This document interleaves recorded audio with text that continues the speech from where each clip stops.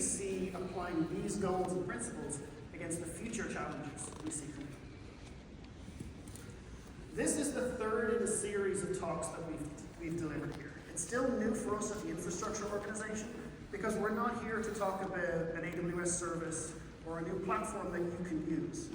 But what we're here to do is to give you an understanding of the lasting impression and the mental models that should give you the experience you expect from the AWS network. So feedback from last year's talk was that you wanted to hear a bit more about the backbone, how regions connected together, the controller ecosystem on top of that, and some more of those physical pieces that I mentioned. I've also got props with me this year, so we'll use them a little later. It's also useful to know and understand the relationship that infrastructure networking has with the other networking services at AWS. And so there are service teams here to talk about NAT Gateway and CloudFront and Route 53, but we're here to talk about the infrastructure pieces. So the data centers, the routers, the switches, the fiber cables. That's the land that we work in. So when we went about trying to figure out what we wanted to talk about this here, we saw there was lots of interesting and innovative things that were happening across the globe. But the longer we spent at it, the more clear there were some underlying themes that were important to get through. And these are the things that we use to tackle all of the challenges of building across the globe.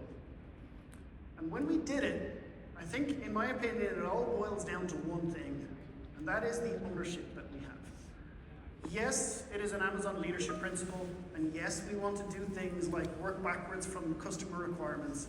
We want to make decisions quickly. But I believe we can be most successful in our role by going deep into that ownership area. And so in previous talks, we've talked about the custom network hardware that we have. These custom boards that serve us in specific areas, the transceivers and how we manage the network, the custom control planes that we've built. However, all of these things are still quite tangibly close to the routers. And I think we go further up and down the stack more than you might expect. So to set a baseline of what we think the role of the AWS network is we want to be so performant and reliable that we're out of the way of your workloads. We do this every year with increasing scale. And with that increasing scale and stronger requirements, the only way we can see to do that is to go deeper into ownership. So with that in mind, let's look at some of the design goals and how we think about achieving that role. The first thing that I always put up is we aim to be flexible. It's not useful for me to build single-purpose networks, one for database, another for storage, a web server, even InfiniBand. Their ability to cater for emerging workloads is limited. And we think to meet the future needs that you will have, we don't want to be limited. We think that's going to give you a poor experience. So to give you an example of this, last year we were here and we talked about multi-clusters 2. And these are the networks that underpin the machine learning and AI workloads of our customers. And yes, if you've got AI on a buzzword bingo card, you can tick it off for this talk. As we've gone working around these areas, I've been astonished at the use cases that have come up. And this is because ML workloads are far more varied than we thought. If we start with the headline workloads of LLM training, there are some customers that we have that want to connect dozens of buildings of accelerators together and use it as a giant pool of capacity. Other customers want things a little bit more segmented. And so what we've done is we're able to connect these buildings anywhere from a handful of terabits per second of capacity all the way up to multiple petabits of capacity between any two buildings. If we then look at the other side of the coin, on the inference workloads that we see, these are extremely latency sensitive. Some models exist purely on a single node, but we're already at multi-node models for some of the larger frontier models. Sorry, multi-node inference for some of the larger models. We even have distributed, where these models are across multiple racks, multiple data centers even. And what we don't want to do is optimize for the wrong set of workloads. Even on our general purpose network, we deeply care about low latency. And so I've been fortunate enough to previously work on the Outpost and Local Zone products. And talking with those customers, there's always a trade-off. We can talk about larger pools of capacity back in a region, or have latency-sensitive applications down towards the edge, something like online gaming. But all of these decisions and trade-offs have effects, both on cost, redundancy, and performance. To kind of complete this journey, we also can look at video streaming. And so this is high bandwidth, high quality requirements. And we've previously posted a really good article about the behind the scenes of what makes Thursday Night Football work. And this talks about dynamic ad insertion and the requirements of a production versus distribution. We even add predictions into things like Formula One that enhance the end user's experience. And so all of these are time-sensitive workloads that we want to take into account when we build these products up and down the stack. So I've mentioned it a few times. What is the stack? Well, I'm a network engineer, and so I'm rooted in the OSI model, and I live at layer 3.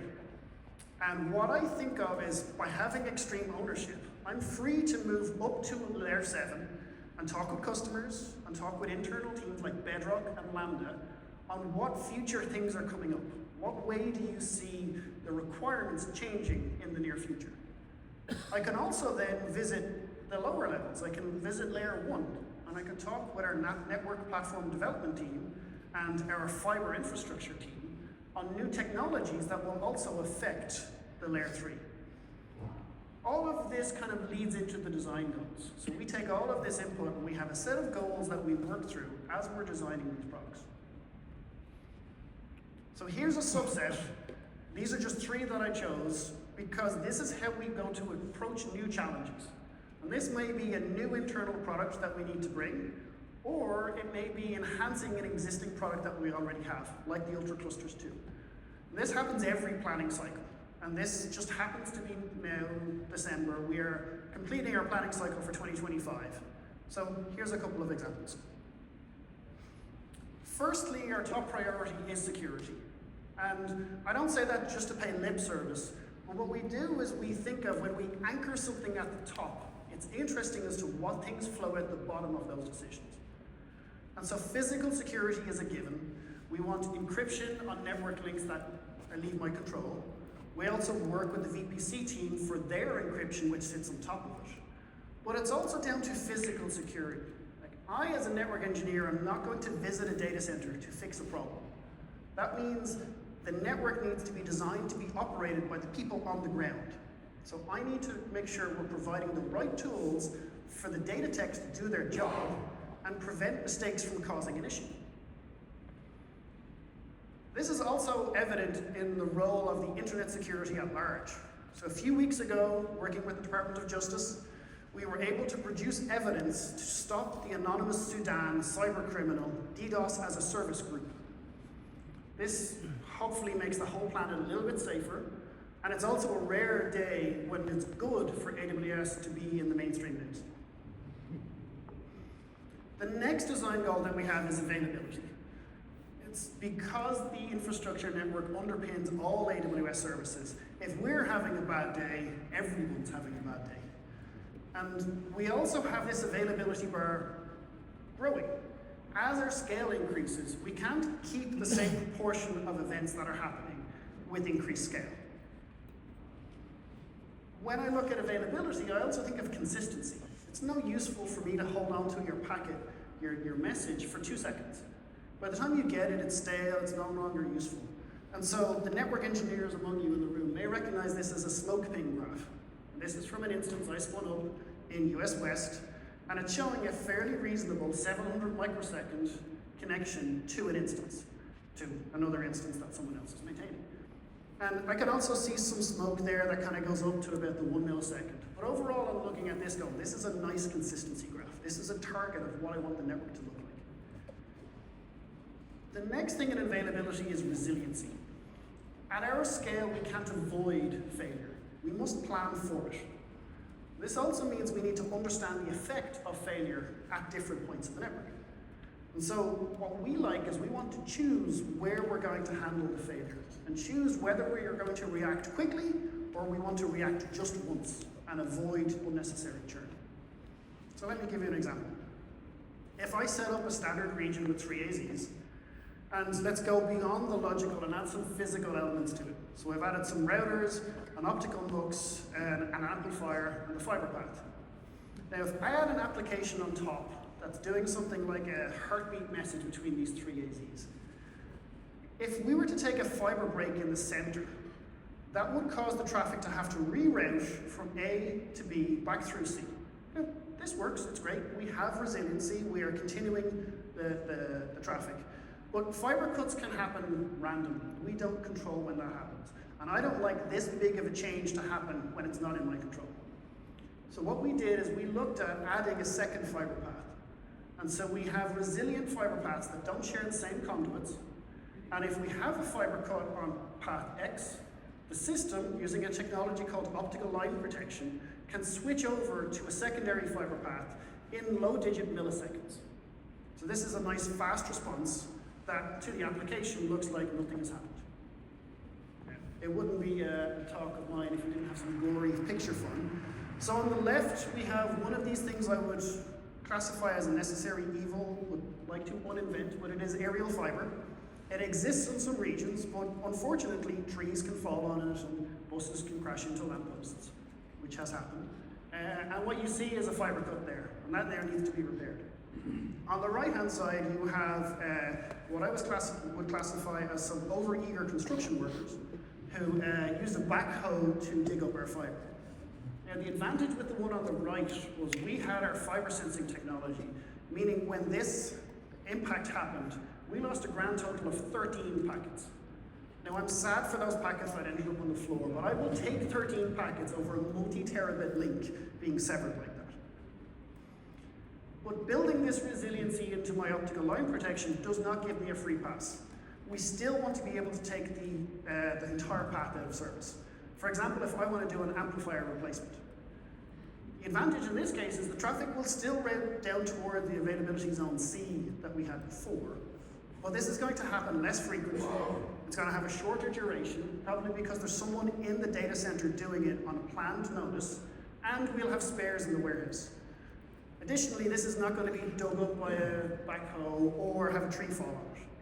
So this is a controlled way and we have the resiliency that we want. Now, what you will note from this is if I'm going through availability zone C, that's going to increase the demand on that system. And so we need to have a capacity management system. So as with the theme of the beginning, this is owned, created, operated purely by us, and this is the capacity management system we use for planning all of our infrastructure. And so the role of this system is for predicting where the traffic will go, understand what trends exists, and what demands that we have. We also embed in this how resilient we want the network to be, and what consistency targets that we have. So this is a pretty complex dance, because we're going to add a new site to a region fairly regularly. We're going to scale existing spans or add new spans. These are all options the system can bring. Plus, we also want to do this months in advance. We can't plan, it has to be done tomorrow. We want to give enough time so nothing's ever in a rush. So an example of this is a span that is between 2 established buildings in US East 1. And so you can see in January of 2022, the demand moved over to this almost immediately. We then added another span in the region, which reduced the demand on this span in about July of 2022. And then here, we had an operational event. And so this increased the demand on this span for a couple of days, and which point it came back. And then we had added more spans and more buildings through 2023. However, at this point, the capacity system decided to do something else. Rather than add a span somewhere else and reduce the demand here, we decided to scale this span. And so the green line showed up at this point in September to signify the increased capacity that we now had between these 2 buildings. And luckily for us, or maybe because the forecasting team are actually that good, the line of the forecast lined up exactly with the capacity requirement at that day.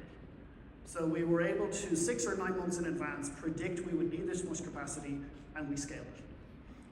And so here we have our future forecast. We can see where we think it's going to grow in the future. And then I can also see from this planned effective capacity there's enough wiggle room here for traffic engineering to bump that all the way up to the green line. So this span is good for many years, or months anyway to come, maybe years. So finally, in these design goals, we always want to come back to the features. What are the new things that we're enabling? So why are we doing this? And this may be because there's a new security requirement, we have a goal to reduce latency somewhere, or there's a new ASIC or a new CPU that's being added. And so we always want to work our product design backwards from these. So we hear from the service teams, they want to do particular things, and we want to take them into our design criteria to make sure we're building networks for the future. I can also tell you that anytime we do this and we hear about Graviton 4 or whatever else is coming in the Trainium line, it's never a case of we're just going to take this new component and swap it into the existing network. We're always going to use these chimes as an opportunity to do something more. So with that mental model set, I'll hand you off to Georgie, who can talk about some examples of building components to meet these goals. Thank you.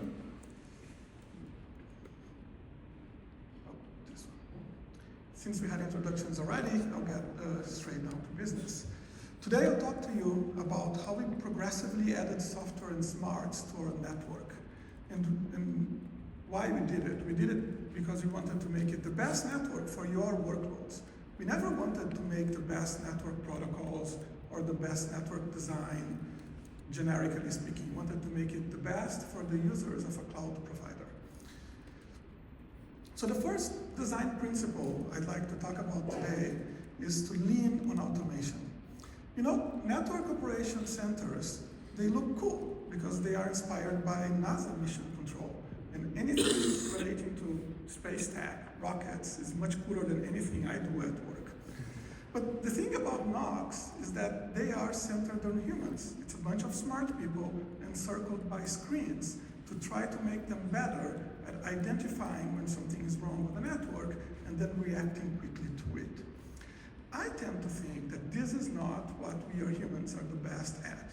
I tend to think that our forte instead is to exercise judgment. So in a way, NOCs, they try to make us better at doing something that we're not great to begin with. So how could we improve on that? Well, this operator here, unlike me, is never going to get bored and never going to lose focus. And that is true for any robots, including software that I write and deploy to AWS. And the advantage of that is that this software, because it's deployed to AWS, can scale horizontally. I don't need to build more screens, hire more people, build more rooms as my network grows. No, I just deploy that to more and more EC2 instances across the planet. So that was our journey in automation. We started with automating configuration deployment to devices, OS deployment to devices, then the collection of telemetry, that's data like SNMP data or NetFlow, and finally even more complex operations like traffic engineering. So if COVID has taught me anything, is that I'd rather be in a room like this one, encircled by humans, than in the previous one with screens around me. In this room, I have more opportunities to do the things that I'm good at, which is exercising judgment and comparing my ideas to those of other humans. And that's what we built. We built a network that out of 150 raw events every second that come out of those devices, only 2.5 are escalated to humans to take action on. And that happens because every single design of ours today considers automation from day one. That can be software, hardware, network interconnects, everything considers automation from day one. The result of that is what this stat shows. A highly reliable network, despite it being built out of less than perfect components. That's very much like distributed systems. The next design principle is a mouthful, but hear me out. Despite our efforts in automation and in building the best devices we can, eventually things will fail. When they do, we want them to fail like this building in the picture failed. We want it to crash, release large amounts of energy, but not impact the neighborhood around it. Like the Tropicana Hotel next to us went down and we are still here, right? In AWS network, we want the same thing. We want failures to not create a last class rages. We call it blast radius contention, to be very creative. At AWS, this happens naturally because of the availability zones. You know, the network is also built in the separate physically, geographically separate availability zones. So every time there's a failure, the design of the system itself constrains that failure to one AZ. But as we learn through history, and the Titanic is here to teach us, containing failures is easier said than done. And in some cases, even a good idea needs multiple iterations to get right, case in point. In our case, the frontier for improving on blast radius containment is beyond the availability zone, beyond the data center. Like a good example is the wide area network that connects data centers to one another, regions to one another, and then even regions to the internet. These parts of the network are inherently shared, right? The internet is not, we don't have 3 internets, one for every AZ, right? It's inherently shared. So how can we get that part of the network to also have some level of blast radius contention aligned to the AZs? I'll talk about that in a moment. The third principle I'd like to talk about today is about avoiding surprises. When you think about economies of scale, we might think that building bigger things is cheaper than building lots of small ones. But it's actually not true. Like, and it's easy to see in this airplane, like the Beluga. It's clearly to see that this one is much more expensive than a fleet of 737s, right? So how does that apply to network? Well, in network we don't have airplanes, but we have these routers. The one on the left, a chassis router, can handle way more traffic than each one of the devices on the right, but it is also much more expensive than all of them on the right. But this story is not about cost. Cost is just one factor of it. The most important part is unprecedented scale. You see, as your business grows and you bring more workloads to AWS, and as more of you come to AWS, the more network we need to interconnect those EC2 instances to one another to allow the services to grow. And everything gets a little bit bigger day by day. Things getting a little bit bigger by themselves is not a huge problem. The problem is every complex system has sometimes they have like these hidden limits, like these cliffs that we don't realize are there, and eventually we cross over them and we have a failure. So we have these risks of unknown limits. How do we handle that? Well, in networking, we handle that by using the concept of fabrics.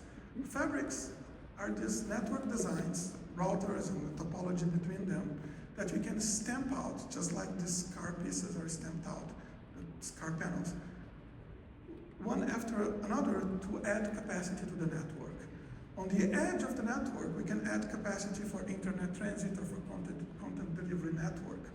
Inside EC2, we can add capacity to incorporate more EC2 racks, to interconnect a new building, to connect buildings to one another, or to connect to the edge network.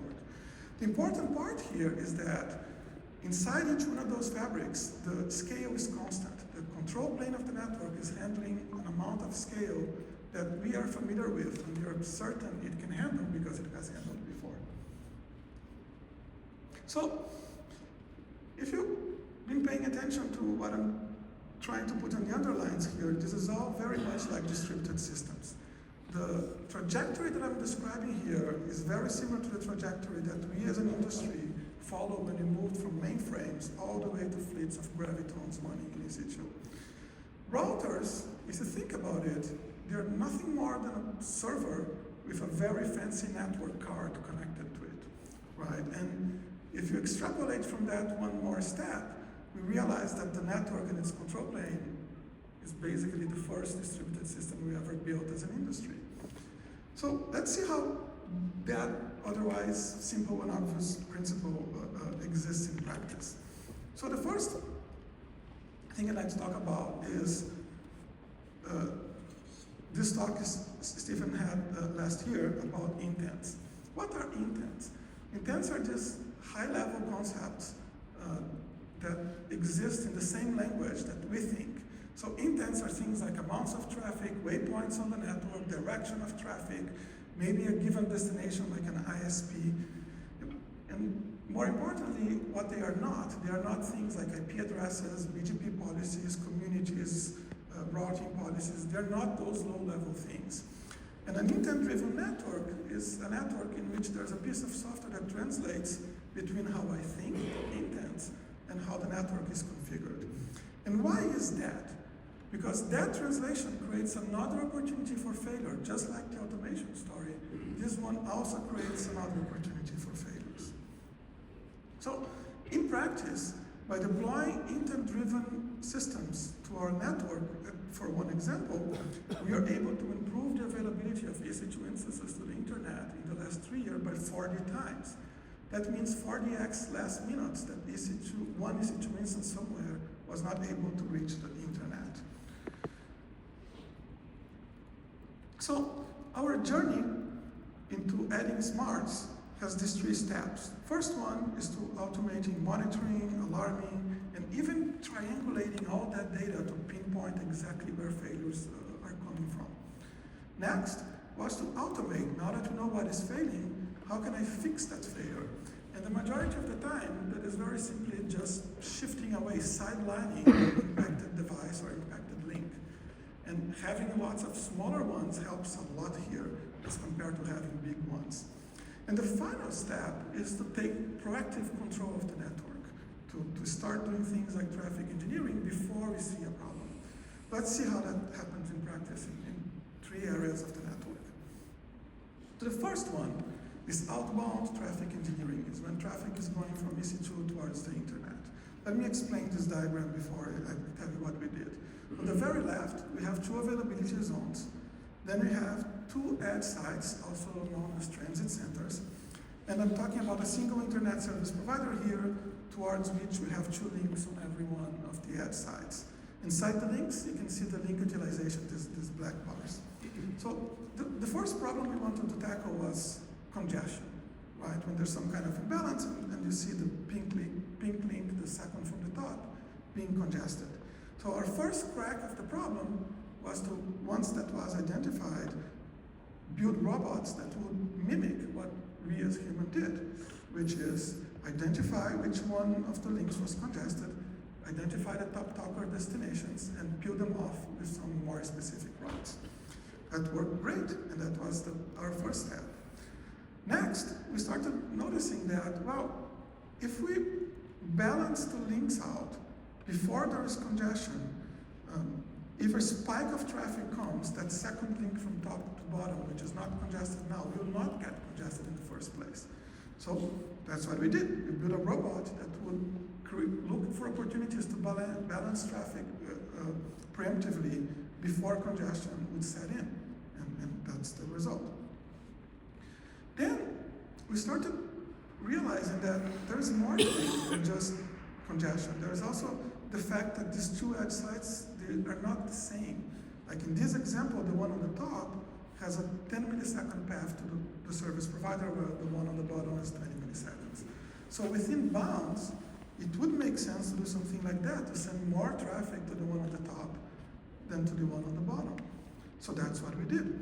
And at that point, we realized we had a full-blown controller, right, that would look at this, all these trade-offs, right? Like in this case, I'm a little bit less resilient to burst than in the case before, but within bounds, it makes more sense. So it would look at all these multiple dimensions of the problem and preemptively figure out the best path, the best waypoint for everyone, every destination on the internet. So, but I told you before that we want more than performance, right? We want the right experience when things fail. So how could we bring a level of AZ independence to this use case, to outbound traffic engineering? Well, the first crack at it was to start tunneling traffic from these AZs all the way to an edge site, a waypoint on the network. And why did we do that? Because we wanted to be able to deploy different configurations, different policies, one AZ at a time. So now, if I need to change the way traffic egresses, I deploy that to AZ1, and if there's a failure, my configuration had a bug in it, I can roll it back before I affect AZ2. But there is more. This is just the beginning. What we're working on now, that's not released yet, is what this slide is showing. which is fully override the traditional network behavior, which would usually only be possible with something like policy-based routing. Ooh. Yeah. Network engineers love it, right? So fully override that behavior and try to place the traffic in a way that if there's a failure, chances are this failure is going to affect only one AZ and not another. So even in the static case, we are trying to optimize for keeping that promise of AZ independence, right? And I go back to how I started this. It's not that we're doing that because we are arrogant enough to think that we can do better than the entire industry has done throughout decades when coming up with protocols like OSPF and BGP. Like, that's not where we are starting that from. We're doing that because things like AZ independence were never in these protocols to begin with. So that's why we innovate and we get to the place where we get. It's all about your workloads. So the next use case is inbound traffic engineering. And that came later because, as you know, AWS is more outbound heavy, mostly for workloads, about serving data to the internet, not syncing data in from the internet. And because it came later, we could start it further ahead. We could start it from the controller point. And in this case, it's very interesting because unlike the outbound, we cannot fully control where traffic comes into us. Like the other network sending the traffic has the final decision. So we could only nudge it, like the cat is nudging the kitten there. So guess what we did since we could only nudge? Well, we built a nudging robot, right? And this robot, what it does is it plays this whack-a-mole game with the other networks we peer with in trying to push traffic away from paths that are getting congested or attract traffic towards paths that are more performant. And it does that all the time. And the result of that is that in our first iteration, we were able to bring down the time to mitigate inbound congestion from a little bit over 1 hour to a little bit less than 10 minutes, so 7 times improvement. So the last topic I'd like to talk about today is traffic engineering on the wide area network. There are usually 2 approaches to this problem. Either you do it centrally or you do it in a distributed fashion. Let me start with the distributed way that this is done. This goes back all the way to the way telephone calls were made in the beginning of the previous century, right? You would stitch hop by hop a circuit towards the network, like literally by putting the pegs on the holes there and establish a circuit for people to talk to.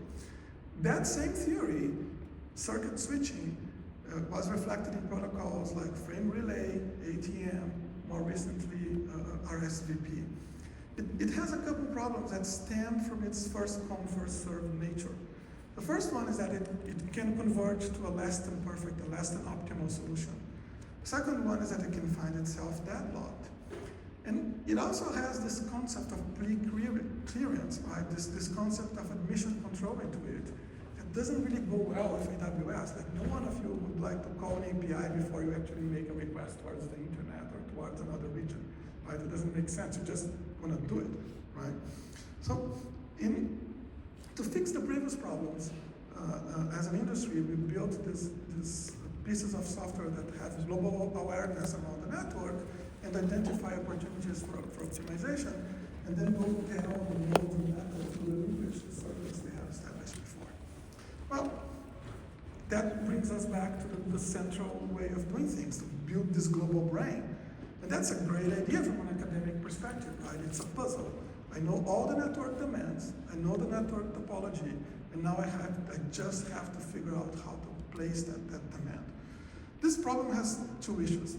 The first one is like this. Imagine that I'm done with my talk here, entire reInvent week, and I'm back at my desk in Seattle. And for the first time in my life, I write a software bug. I know it has never happened before, but there's a first for everything. Now, this bug gets shipped, and somehow it passes integration tests. Again, never happened before, but well, there's a first, right? And it gets deployed to the global brain of the network. What happens is a global impact, and that goes totally counter to the idea of blast radius containment that I was talking about before. So that's not something we'd love. The other problem is a little bit less severe than that, but it's also bad, which is the fact that this problem is an O(n)² problem. So as the network grows and and I add nodes to the network, I increase the complexity of the problem in a squared fashion. You don't need a computer science degree to understand that this is very hard to cope with, so much so that the most recent research on this area includes using things like machine learning to solve the problem. Take that bingo card again. So, how can I have my cake and eat it too? Well, take something we hate, like tolls with dynamic pricing, into something we love, a high-performing network. This is how we did it. So, imagine this hypothetical world in which every driver is very single-minded and has a single goal in life, which is to get to their destination at the lowest possible cost. The cost is the distance of the road that corresponds to the amount of gas or electricity they're going to have to use, plus the tolls on those roads. Now, because those tolls are dynamic, every time traffic increases in a single segment of road, like chances are that traffic is going to start moving to other parts of the road network. Well, you're starting to see how that can avoid congestion. But if your intuition is really good, you're going to start seeing that the next step, which is that the drivers that are going to start moving away from congested paths are the ones that have better alternatives, rather than the ones that don't have better. These ones move first. If that was hard to see, let me build a more traditional example with a network here. I'm going to spend a couple minutes here to make sure we get it right, because it might be a little bit complex. Every single link in this network here can carry 75 gigabits of traffic and is a 10 millisecond link. And I only want to have two traffic demands on this network. From A to B, I want to transfer 50 gigs, and from A to C, I want to transfer another 50 gigs. As you can see, the link in pink there, it's overwhelmed. I want to transfer 100 gigs, but it can only handle 75. But I have this path on the top that is a longer path, so it usually is not taken by traditional shortest path protocols. So with our traffic engineering solution, you're going to see on the graph on the bottom that the toll between link A and link B increases progressively from 0 to 10 milliseconds, which makes the path from A to C be the same 30 milliseconds either on the upper path, the scenic route, or on the shortest path on the bottom path.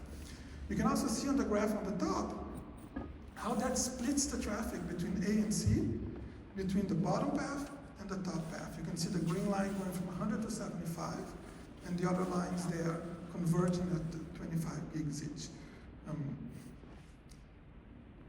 So this is our final solution for the traffic engineering problem. We are not global blast radius here, because each one of those controllers run independently on each one of those nodes. We don't have an n-squared problem, because each one of those nodes only concerns itself with its surroundings, not with the entire network. But we still have some trade-offs, and one of them you can see on the screen right there. It's iterative. Some of those traditional network protocols I was talking about before, they can solve congestion, or they can solve a problem in the network in a single cycle. This one takes a few more cycles to solve. In our case, we make those cycles really quick, and we make the algorithms that increase a little bit smarter than the ones you see on the screen. So that's what I had for you today. I hope you could get a taste for how we innovate on the network based on the idea of making the network better for your workloads. Thanks, Georgie. So yeah, let's dig a little deeper at the lower levels and what we mean by ownership of the full stack, and why I love these tiny plastic connectors. So as we mentioned before, the controllers and the services that we use to steer the network, they remove complexity from the physical layer.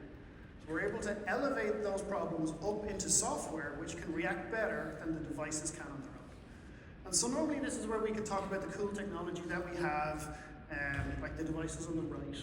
And we've said before, we don't like the chassis on the left. We don't like, decisions made by people who don't operate networks. We also don't like large software updates that maybe happen infrequently. And so there's elements of me that's a control freak.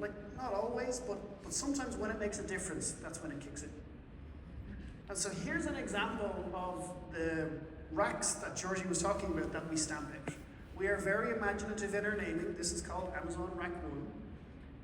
And it's very similar to the Outposts rack that you'll see if you go to the AWS Expo. These are the standardized building blocks. This is the previous generation rack that we have, but you can see here everything is to our specification. So all those devices are built to our spec designed by our people. The cables, the same thing, the power shelves, the battery backup modules, even the patch panels to the side. This rack is also not your standard 19-inch wide. We've gone a little bit wider. And so these are the bricks that we deploy as the standardized unit of capacity to build those fabrics, be that inside a data center or all the way out at an edge point. But when we talk here at the conference about the software abstractions and the services that happen, all of that reliability and performance is great, but it is these tiny tangible details that give me the fizz. These tiny plastic connectors you can see circled here. Because inside a data center, we may have thousands of switches and hundreds of thousands of optics, but we can have 500,000 fiber cables in a single data center. And a lot of them go through intermediate patch panels like these. And so over the years, we have optimized how we build these buildings. So we start from the concrete pad, and we work all the way up in our process to passing customer bits. And what we realized is that we can speed up this process by pre-cabling. And so we've moved from these passive racks that you saw there before, beside the network rack and the compute rack, to these racks, or these patch racks up above. And what we're doing here is we're minimizing the space. And we're also iterating to trunk connectors. So we have 144 trunk fiber cables, the gray ones at the back that drop down. And then they go into this patch with these small form factor connectors that connect into this networking rack. And by moving to this model, we are able to remove 8 times the connectors in the data center. And so 8 times reduction in connectors, to me, is 8 times in reduction in things that can go wrong. And so that's a win, because we're taking about 90% of the passive racks out of the data center, meaning there's more space for compute and storage to exist. It seems like a win-win, but there is a downside. At this stage of the build cycle, we don't have anything on the remote end. So I don't have protocols like LLDP to tell me that my circuit is connected correctly. So how do I detect miswirings? Well, we had a look at these things. And so these are dust caps. They go at the end of fiber cables, and in previous companies that I've worked for, they end up littered all across the floor in front of the racks. The reason they exist is to stop the dirt and dust getting in at the fiber connector and causing problems either at light signal or just consistency. And so we had an opportunity, like, can we do something better than these little pieces of plastic? And the answer, of course, is yes. And so we've worked with our vendors to create these loopback connectors. And so these come pre-installed in our compute racks. And what they do is they connect the circuit all the way from the router through the patch panels, all of the intermediate pieces, all the way to the end and back. And so we can identify where there are fiber miswirings, because humans have to plug them in at the end of the day. And so where there have been issues, we can identify them. This means we can resolve the issues before the compute racks show up and shorten the handoff time. So things like this, you'll see here, the orange one is the first generation, and it requires a human to go and splice a tiny piece of fiber in there. It gets glued in, and it becomes our connector. We've already iterated upon these with the gray ones you see on the left, which are solid state. And so there's little waveguides or mirrors in them that happen at injection molding time. And so not only are we reducing the time and labor required to produce these, but we're also able to produce many more of them than before. So it's these little tiny tangible things that actually give a pretty outsized benefit when we talk about doing this across the entire planet. So thank you for my little physical detour. The thing that I will point out that's useful here is with our ownership, we feel we can make changes at any one point along the stack and not have to affect everything. So we like that we can make small iterative changes to all of these things. And what's important is when we bring all these things together, they all feed back into the same telemetry system. So of course we have our passive telemetry system. We're sucking in as much information as possible from all the counters and sensors that exist in the network. And today we're somewhere above 7 billion observations per minute. So that is a lot of traffic that's coming in. We also have our active monitoring system. This has been around for many years now. We started with our own instances running this, and we've since moved to running the package on the Nitro cards. And this is exercising all of the customer paths, even without a customer instance being on that host. So this means, hopefully, we can detect the problems before you see them. And in general, we're north of 1.5 billion probes per minute on this system. But going back to what Georgie mentioned a few minutes ago, there's a problem with this in that as the density increases, so does the complexity of the graph. And so this is an ON squared problem. And as scale continues to increase and as the demands continue to increase, we want to do something a bit better.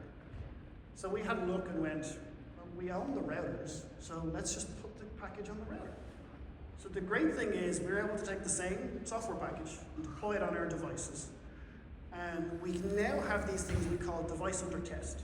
And so we can do this at any point in the life cycle, be it on a device replacement, a first turn up, or just if we get an indication that maybe something's not great. We can exercise the segment without any of your traffic on it.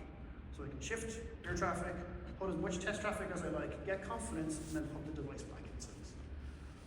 And so, because we're doing this whenever we like, we can now reduce the requirements on our edge monitoring services. And so they can now go serve new challenges, new things that they were previously struggling to come up with the density that we have. And so now we can cover these dense meshes more easily. And so kind of put some numbers on the things that we're seeing. We're around about 25 billion alerts per year. That's 25 billion things that is, something's going wrong here. About more than 1 billion of them are actionable. And so a lot of them are going to get filtered out because it was a flapping link, we knew about it. We still want the telemetry to know is it flapping, but there's no traffic on it, so there's no harm. Out of those billion or so alerts, we come down to about 3 million distinct events. So we always want to have an event that's happened to get multiple sources. And so we kind of correlate that down to about 3 billion events. And the really cool thing for me, Georgie talking about the Network Operations Center, was that 98% of them never see a human. So the robot is taking it out of service, is finding the problem, is fixing the problem, and it never gets escalated to a human. About 2% of them do, and that's generally because we need some physical thing to happen. Right? Something needs to get replaced, or something needs to get interrogated a little bit more. But yeah, we're up at 98%, which I think is cool. So let's look at what's next. Some of the upcoming challenges and new ventures that are there. Well, like any infrastructure person, I'm always seeing things growing and expanding. And so I always need a little bit more space. So let's take my friend here. They have themselves a nice piece of land, a nice piece of quiet to get some work done. But let's think about what are their main concerns. Like everybody else, we need power, we need connectivity. So how are we going to do that in the future? What does that look like? Well, the regions that we have are continuing to grow at ridiculous rates. And so we're now looking at what things can we do that are beyond the traditional grow the region. And so we had a look at the technology that we built for local zones. And so this was about putting EC2 compute closer to the customer. Well, effectively what that meant was we were able to put EC2 compute further away from the rest of the region. And so what we're doing is we're using the same technology to put this compute closer to where the power lives. So you'll see here from these posts that are on about Amazon.com, which was a great source for all of the links that I've put up. We've got order of $10 billion investments in places like Indiana and Mississippi. But if you look on that site, you'll also see things like the investment in wind farms in Mississippi. So the first wind farm in the state is going to be built purely to give data or give power to our data centers, which we think is great. It's gone so far as to we are signing nuclear agreements for new locations that are coming up to continue this in an evolving way. And so yes, we're using this technology now that we built for one purpose for others.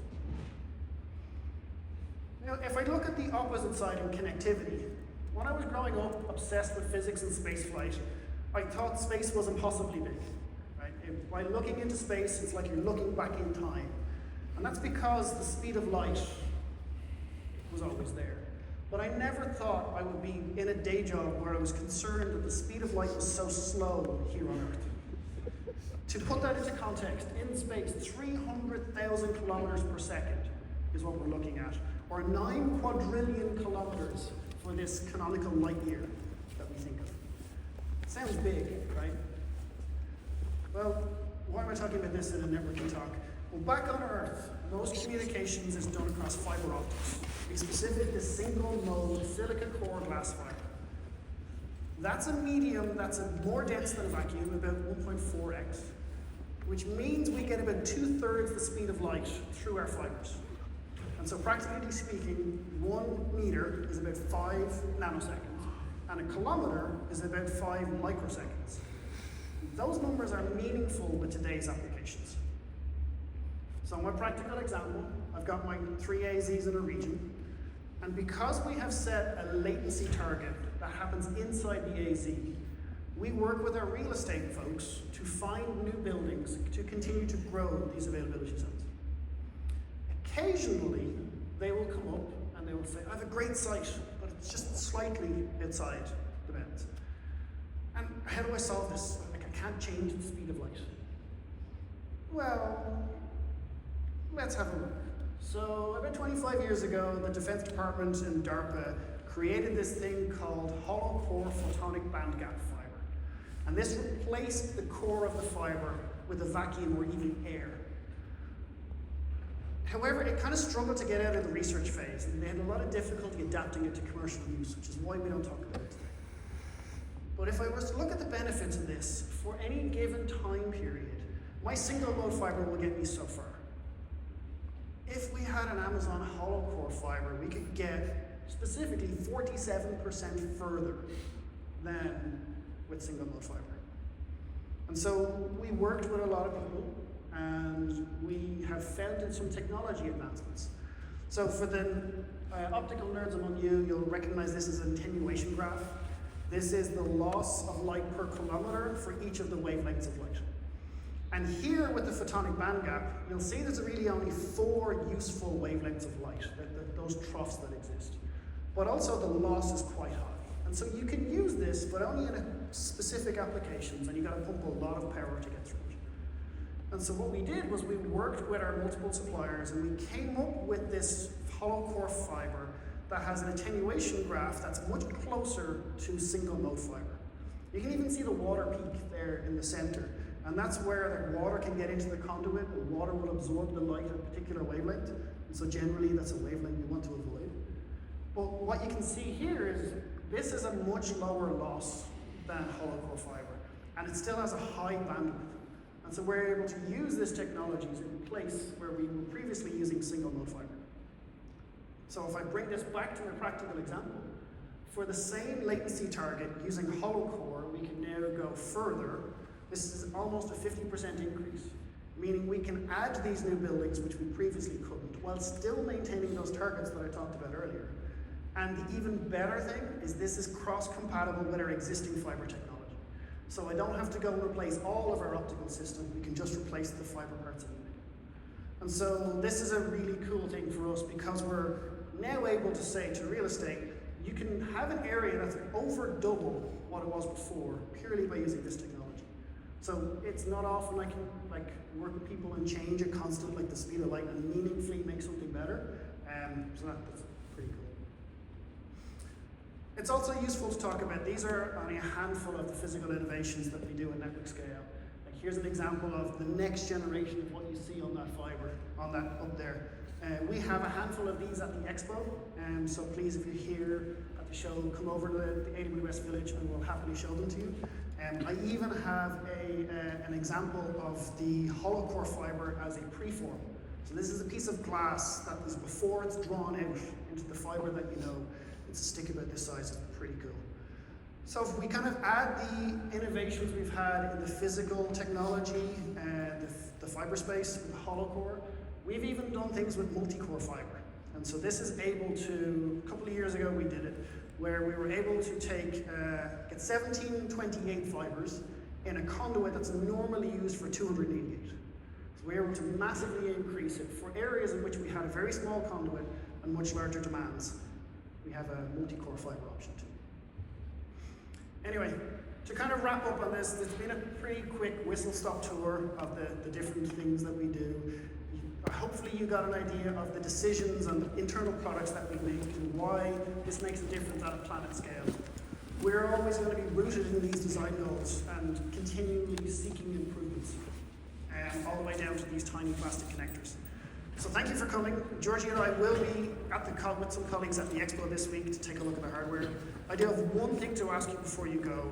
Inspiration for this talk came from feedback from last year's talk. So yes, please fill out the survey like everyone will ask you to do, but also please in the comments put down anything you would like to hear else that's in our space. So was there something here that you liked, or something here that we didn't talk about that you would like us to do? We're happy to do it again in the future. With that, thank you all for listening.